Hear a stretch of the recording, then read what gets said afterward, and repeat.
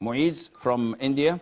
Sheikh, my question is how much of mahr should the husband be giving to the wife, and what should the wife do with the money, Sheikh? Should she spend the money after the marriage, or should she keep it in a like a safe or a locker?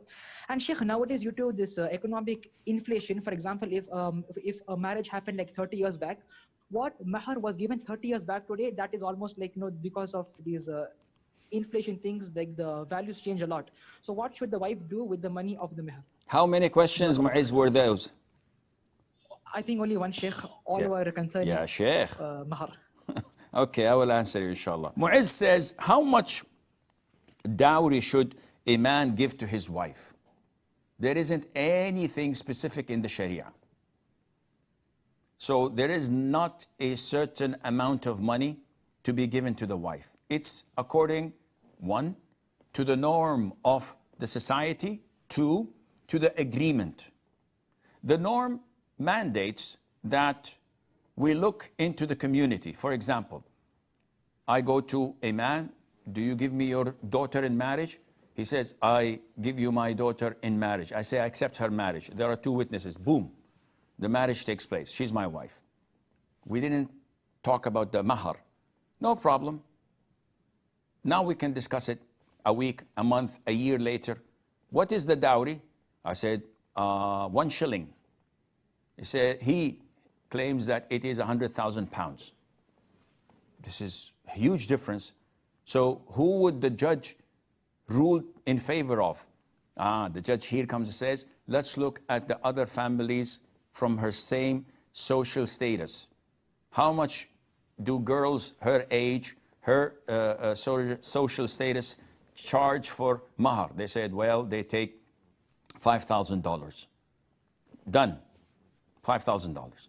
This is the first way of deciding. The second way is by negotiating. So, uncle, I'd like to marry your daughter. And he says, okay, how much mahr are you willing to pay?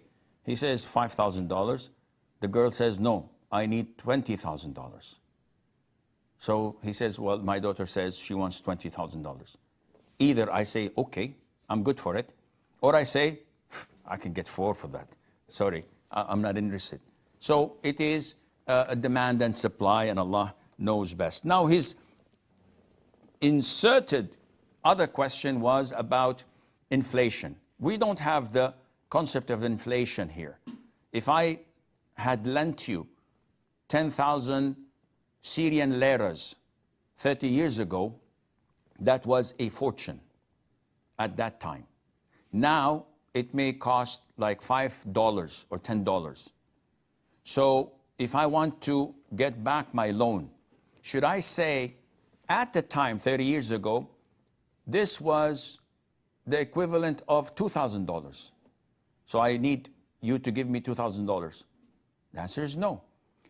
Whatever currency I had lent you is the currency and the same amount that I'm getting back.